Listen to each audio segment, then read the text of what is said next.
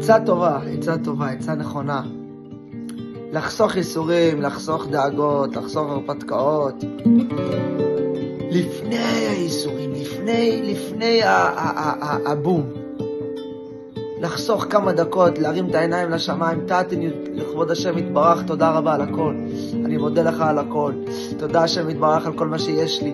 למה השם נותן ייסורים? אומר רבי נחמן, אתה יודע למה יש לך ייסורים? השם פשוט זורק עליך כף, הוא רוצה שתרים אליו את העיניים לשמיים.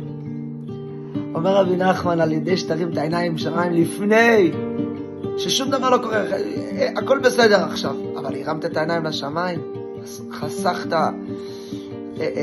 צרות ובעיות וטרדות, כי אתה יודע שהכל מן אללה, אין לי מה לדאוג, הכל מן אללה, אני קשור להשם יתברך, הכל איתו יתברך, ואני לא מתחיל להתגאות שהולך לי טוב בביזנס, ואני לא מתחיל, הכל זהו יתברך, יש לי ילדים חמודים, זהו יתברך, יש לי אישה וילדים, זהו